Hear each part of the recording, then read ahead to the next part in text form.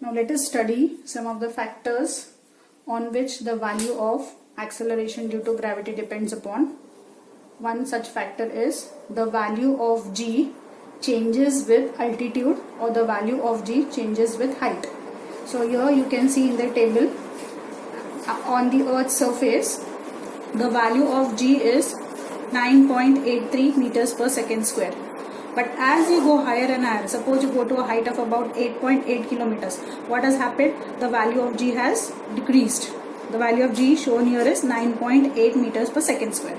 If you still go to a height of 36.6 kilometers, the value of g still decreases. It becomes 9.71. That is the height at which a manned balloon reaches. At a height of 400 kilometers, g becomes 8.7. That is the height at which you can see the space shuttle orbiting around the planet.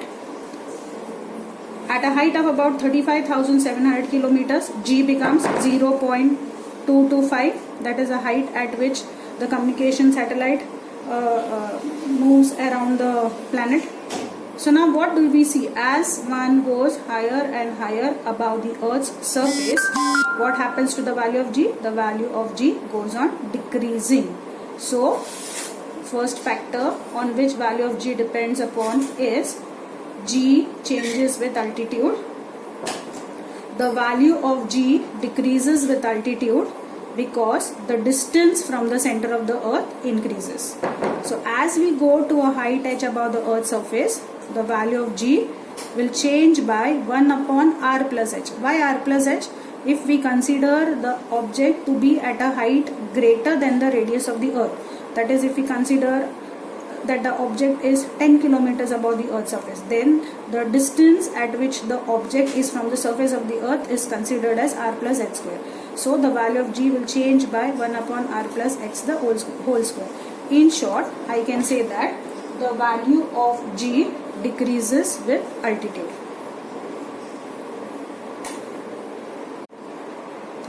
The second factor on which the value of g depends upon is the depth.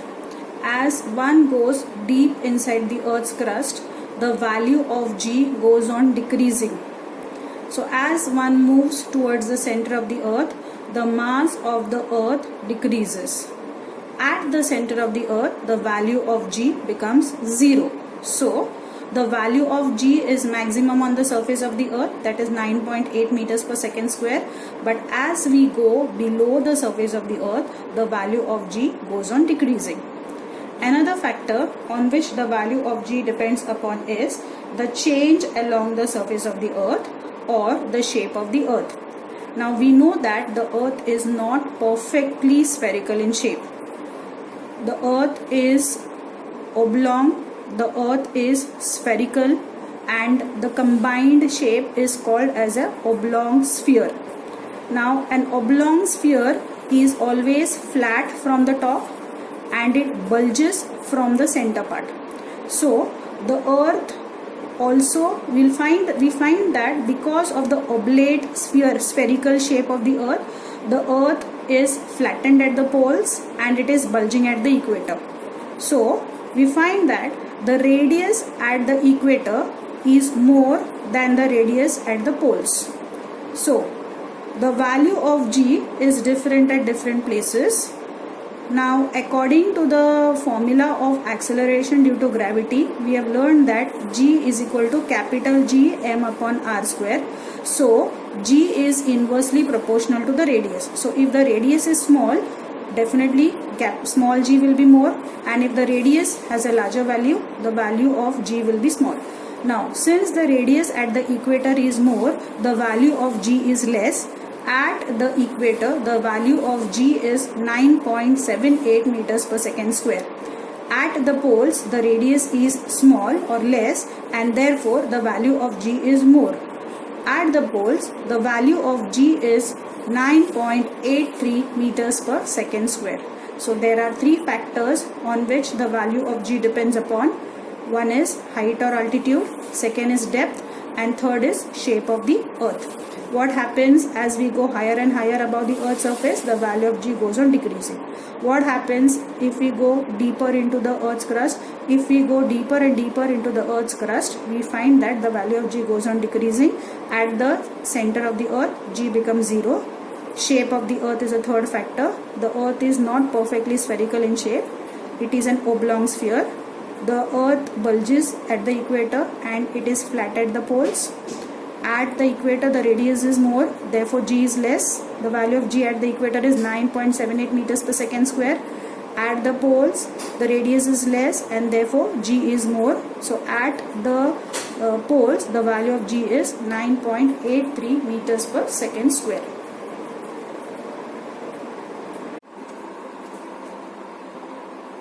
Let's take a numerical which is given on page number 15. Question number 5b. The radius of planet A is half the radius of planet B. If mass of A is ma, what must be the mass of B so that the value of small g, that is acceleration due to gravity on B, is half of that of its value on A. Now here we have to calculate or we have to find out the mass of planet B. Okay, now radius of planet A, radius of planet B, mass of planet A, mass of planet B will have to represent all these with certain values. Okay, so suppose I say let the mass or let the radius of planet A be, I'm going to show the radius of planet A as RA. Let the radius of planet B be RB. Okay. Let the mass of planet A be. The mass of planet A is given as Ma. Capital M. Mass of planet A is Ma. Let the mass of planet B be MB. Okay. Now what else is given to us? We are given mass of planet A. How do I represent mass of planet A? Ma. Is. If the mass of planet is Ma, the radius of planet A, the radius of planet A. How have I denoted the radius of planet A? Ra is equal to half, so half the radius of planet B. What is the radius of planet B? RB. So I am going to take it as equation number 1. Now, if the mass of A is Ma, then what will be the mass of B? So I have to calculate mass of planet B because mass of planet A is given as Ma. Also, we are given that the value of G means acceleration due to gravity, G on B, that is acceleration due to gravity on B, is equal to half of its value on A, that is acceleration due to gravity on A. So GB will be equal to half of GA. So have you understood why I have done this? RA is half of RB because it is given that radius of planet A, RA, is equal to half, so half of the radius of planet B. So radius of planet B is RB. Similarly, the value of G on B, that is GB, is equal to half, so half of that of its value on A, that is GA. Okay. Now since here we are considering the masses of the planet, the acceleration due to gravity acting on the planet, the radius of the planet, it indicates that we have to make use of the formula of small g, acceleration due to gravity, which is equal to gm upon r square. So we will use this formula. Now, since we have two different planets, we will have to calculate acceleration due to gravity acting on two different planets. So suppose I say for planet A, acceleration due to gravity will be Ga. is equal to G, capital G will not be written as GA because acceleration, universal gravitational constant is same throughout anywhere on the in the universe. So capital G will remain as it is. So I'm not going to write GA for capital G. M means the mass of the planet. The mass of planet A is ma upon r square. R square means radius of the planet A. So I'll take RA square.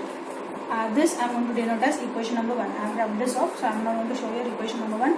GA is equal to, small GA is equal to capital G, capital M, A upon RA square. Similarly, I can write for planet B also. So for planet B, what will be acceleration due to gravity? GB is equal to GM upon R square. Capital G will remain as it is. Mass of the planet is MB upon radius of the planet B will be RB square. Equation number 2. Now I am going to divide equation 1 by equation number 2.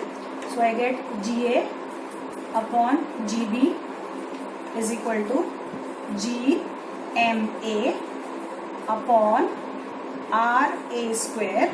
Now you know when we divide 1 by 2, okay, let me show, divided by GMB upon RB square. Correct? I have divided equation number 1 by equation number 2. So GA upon GB will be is equal to GMA upon RA square.